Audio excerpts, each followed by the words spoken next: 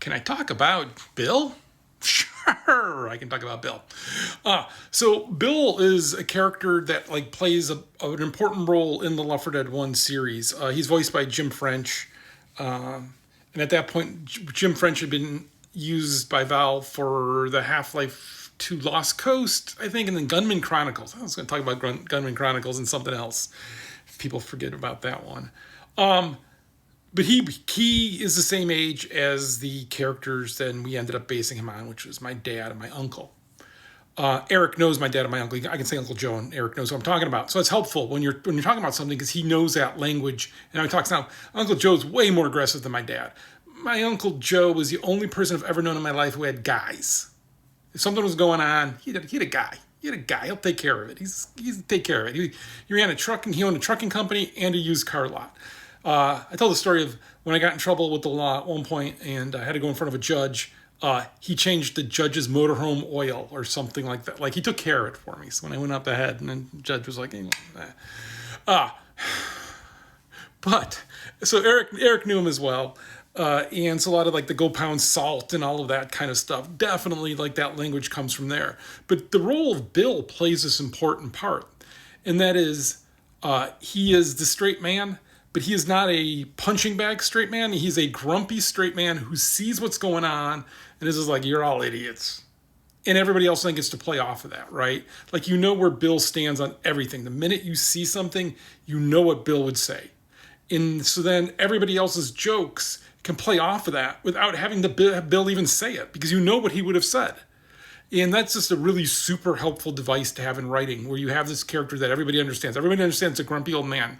Like out of the original kind of first pass of characters that Turtle Rock did, Bill is the one who stayed the exact same. Pretty close. He was a little more it's hard. I know it's hard for people to understand the whole Vietnam War thing, but that was like a real character, like Rambo. Watch the end of Rambo, he cries because they didn't let him drive dump trucks. Tough guy. Or bulldozers. But like, that was like a whole thing. I remember one time I was renting a house and they had a POW MIA flag up, and I'm like, yeah, I'm not going to rent a house from you because that's strange in the 90s. But like, that was just a thing that was in the background, and that's what kind of Bill came from and kind of played into that. And then why Bill dies is pretty simple. Is talking with Gabe one day, and we're talking about like kind of where to take the series next. And you know, I'd like this idea of the passing and everything of like having the two groups meet each other, because if you notice in that game, we don't have you never meet NPCs because we don't have the bandwidth to make additional characters.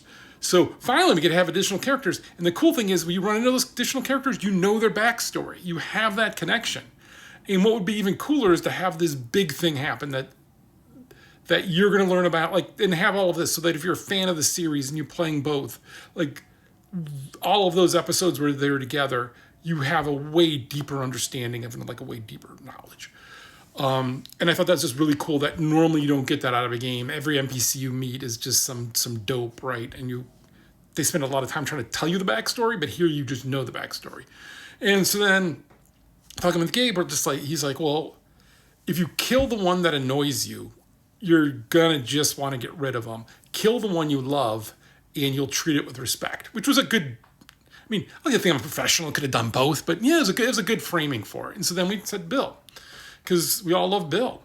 And so, Jim French had voiced him really well. Jim French is the same age as my father and uncle.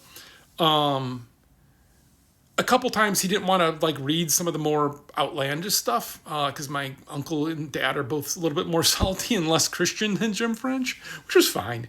It was fine. But he brought that same kind of like no nonsense. And when he did that in the episode, and when he did that in the recording session, it was actually funny because we kind of used that energy in the session because he had that like, old man, I ain't gonna take your crap stuff.